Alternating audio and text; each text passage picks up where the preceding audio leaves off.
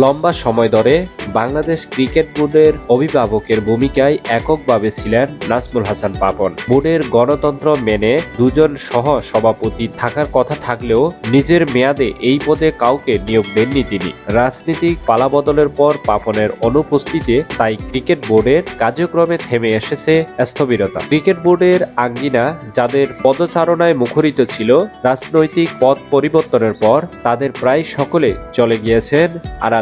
Board সভাপতি নাজমুল হাসান পাপনের খোঁজ নেই। অন্যান্য অনেক বোর্ড পরিচালকেই আছেন নাগালের বাইরে। এমন অবস্থাতেই আগামীকাল বোর্ড মিটিংয়ে হাজির হচ্ছেন পরিচালকেরা। সরকার পরিবর্তনের পর বহুল কাঙ্ক্ষিত বোর্ড মিটিং অবশেষে অনুষ্ঠিত হতে যাচ্ছে, যেখানে উপস্থিত থাকতে বলা হয়েছে বিসিবির সকল পরিচালককে। এবারের বোর্ড সভা অবশ্যই মিরপুর শেরেই বাংলায় নয়, অনুষ্ঠিত হবে জাতীয় ক্রীড়া পরিষদে। সকাল 11টায় শুরু হতে যাওয়া এই সভায় যোগ দেওয়ার কথা রয়েছে নাজমুল হাসান পাপনেরও। তবে তিনি যোগ দিবেন অনলাইনে। আর এই দিনে সিদ্ধান্ত হতে পারে বিসিবির নতুন সভাপতি কে হবে এটা নিয়ে। এর আগে অবশ্য জানা গিয়েছে নাজমুল হাসান পাপন ক্রিকেট বোর্ডে নিজের পদ ছাড়তে রাজি। সেই হিসাবে কাল আসতে পারে এই সিদ্ধান্ত। আবার গতকাল পদত্যাগ করা জালাল ইউনুসের বদলে নতুন কেউ যুক্ত হতে পারেন বোর্ডে। এই বিষয়টি বিসিবির এক পরিচালক নিশ্চিত করেছেন। আগামীকালের বোর্ড সবার ব্যাপারে সেই পরিচালক বলেন,